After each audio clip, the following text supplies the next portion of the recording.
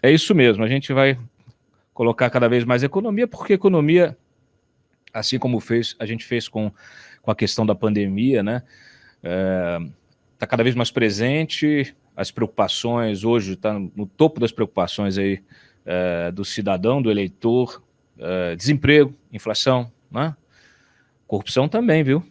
Corrupção também. Quando isso junta, é uma situação realmente complicada.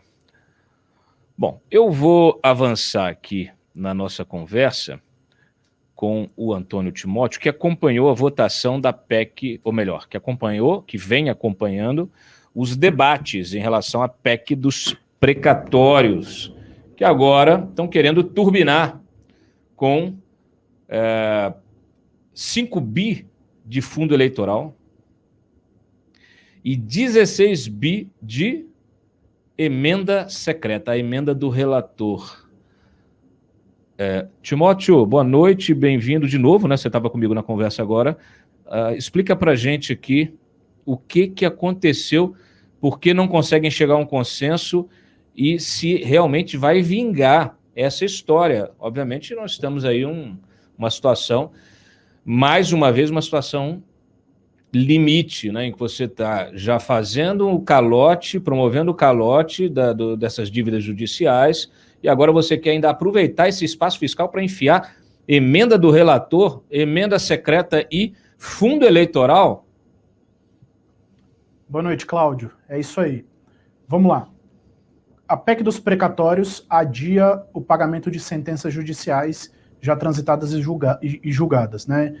E, além disso, o governo está fazendo uma gambiarra no teto de gastos, via a PEC dos precatórios, para mudar o período usado como correção para o teto de gastos. Hoje, a inflação considerada é de julho a junho, e eles querem mudar isso para janeiro a dezembro, porque a inflação acumulada nesse período é maior, e você consegue com isso, com as duas medidas, um espaço fiscal de 83 bilhões.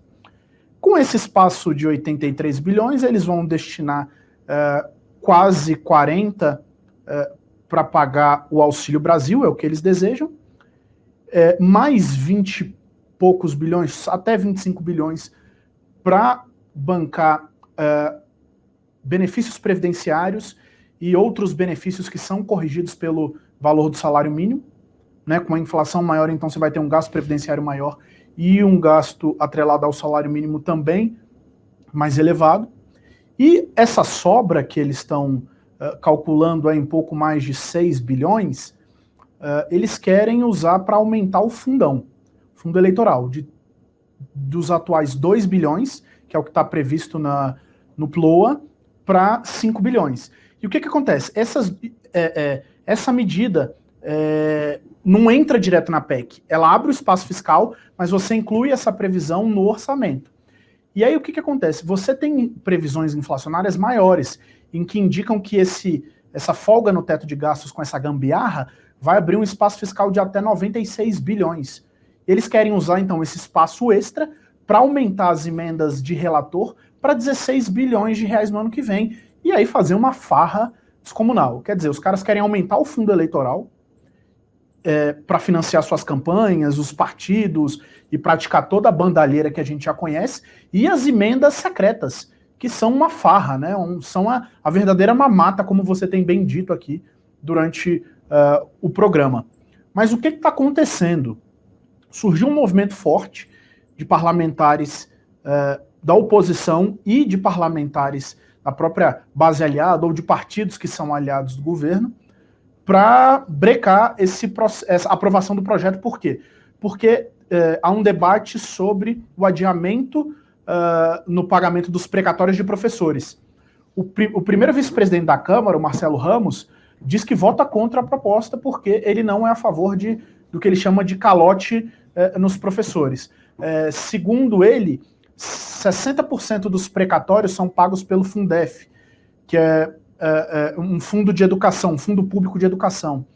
E aí o que acontece? Querem parcelar esses pagamentos aos professores, segundo ele, em 10 anos, corrigido pela Selic, ou quitar parte dessas dívidas com encontro de contas estaduais, aí o governo estadual teria dinheiro em caixa.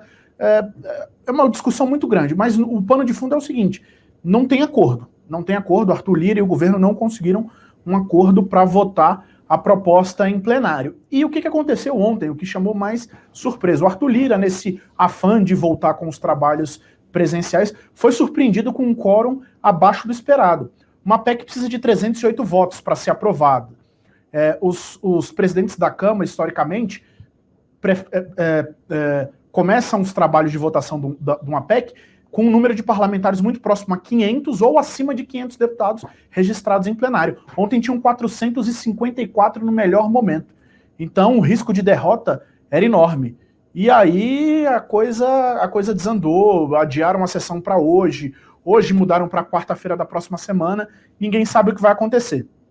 Para piorar, numa reunião ontem à noite entre o ministro Ciro Nogueira, a ministra Flávia Arruda e João Roma, com líderes da base, se discutiu a possibilidade brilhante de decretar calamidade pública mais uma vez. Peraí, você já vai emendando o assunto no outro, você quer falar de tudo que está acontecendo, eu vou te perguntar justamente isso. Desculpa, Cláudio, vamos, senão o nosso espectador ele se perde. Falamos da PEC emergencial, que foi adiada para a semana que vem, a análise da PEC emergencial, que está com essa história agora aí de fundão e de emenda. Isso. Tá? Uma vergonha. Isso. Aí é o seguinte, como eles estão nesses debates aí sobre estouro de teto, a gente já havia comentado, inclusive nós dois aqui comentamos, tratamos dessa questão, desta gambiarra, né? É uma gambiarra esta solução para pagar os R$400 do Auxílio Brasil. É uma solução complicada, porque você está pegando um programa permanente, rebatizando ele, pegando uma parte provisória, complementando esse valor, enfim, você está fazendo exatamente uma gambiarra. Então, para evitar a gambiarra, o pessoal está querendo fazer o quê? Renovar o auxílio emergencial. Para renovar o auxílio emergencial, você precisa de pandemia, você precisa de calamidade pública, você precisa renovar o decreto de calamidade pública. Como é que você vai renovar o decreto de calamidade pública se você agora tem mais de 110 milhões de brasileiros vacinados, né? Integralmente, né? Nós estamos avançando bastante, os números recaíram muito, números de internação caíram muito, números de mortes, felizmente, também estão em queda. Como você vai fazer isso? Como é que eles vão justificar isso, o Timóteo? Cláudio, não tem como justificar. A própria equipe econômica é contra essa medida, porque você pode receber vários questionamentos no Tribunal de Contas da União e no próprio Judiciário, questionando como se decreta estado de calamidade, e para se decretar estado de calamidade, isso tem que estar muito bem justificado. E como você bem mesmo mencionou, a vacinação avançou a passos largos no nosso país. Mesmo com o presidente jogando contra e todos os problemas que a gente sofreu ao longo do último ano e deste, a vacinação de fato é um sucesso no nosso país e está levando os governadores e prefeitos a flexibilizarem as restrições e o distanciamento social. Brasília, por exemplo, aqui no Distrito Federal, a partir do dia 3 de novembro, os moradores da capital federal não precisarão mais usar as máscaras em locais públicos ou em locais abertos. Bom, mas aí é o seguinte, o nosso leitor aqui, o nosso espectador, o Drago Ianoff, colocou uma questão muito importante, a fome e a calamidade pública. Mas eles estão falando da fome? Não. Isso é um ponto interessante. Você tem que, como a gente estava detalhando, a calamidade pública, ela tem alguns requisitos. Você precisa de mais de um item para chegar nesse ponto. Sim, a fome é um problema enorme, mas eu acho que só isso não justificaria a decretação da calamidade. Por que acontece? Com a calamidade pública, com a decretação de calamidade pública, Cláudio, você não precisa cumprir nenhuma das regras fiscais. Lei de responsabilidade fiscal, teto de gastos, a regra de ouro. Então, o que ocorre é que abrem-se as comportas e se inunda o o país com dinheiro. Isso tem repercussões grandes, repercussões no mercado, repercussões fiscais. Isso afeta a nossa credibilidade ainda mais. O que aconteceu em 2020? Vamos rememorar. A gente tinha uma crise sanitária, uma crise de saúde pública e uma crise econômica. Era uma tempestade perfeita, como dizem os economistas.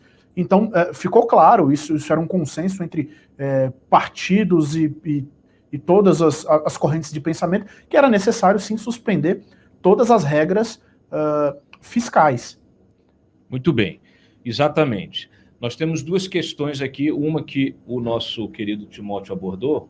Deixa eu ligar o ar-condicionado, que você está com calor, eu também. Primeiro, o seguinte, a calamidade pública, obviamente, está aqui. É um estado decretado pelo governo face à situação de catástrofe ou desastre, né? Que tem como consequência grandes danos ou prejuízos.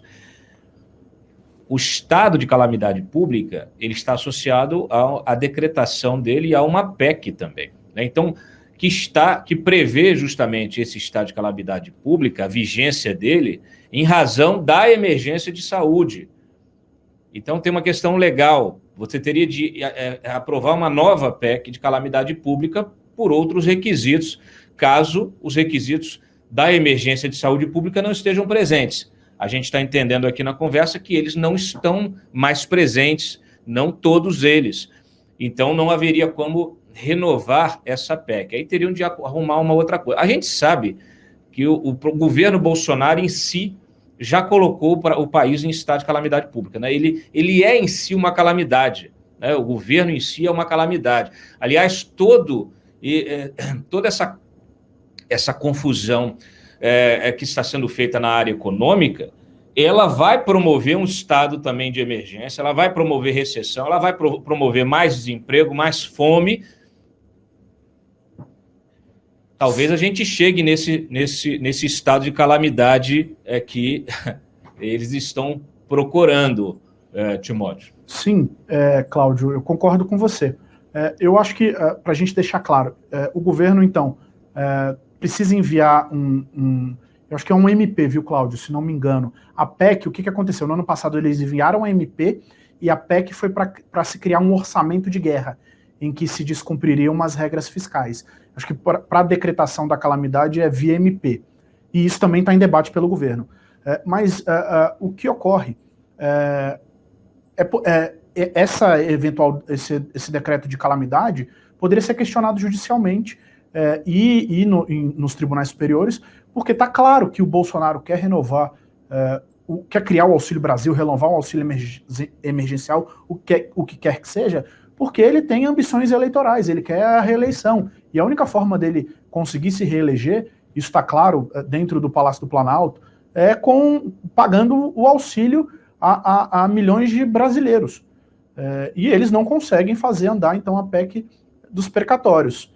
Mas o governo está negando, quer dizer, o líder do governo disse hoje que a decretação de calamidade ou renovação do auxílio emergencial são especulações, segundo o Ricardo Barros, e que o governo já mobilizou a base parlamentar, tem os votos para aprovar a PEC dos precatórios na quarta-feira. Muito bem. Muito bem. Vamos aguardar. Eu acredito no Ricardo Barros. Pausa dramática. Timóteo, obrigado pela tua presença aqui, sempre bastante criterioso nas informações e ajustando aquilo que não estava muito claro, né? Então, é isso. Vamos aguardar, vamos acompanhar, vamos monitorar esta votação. Obrigado, boa noite.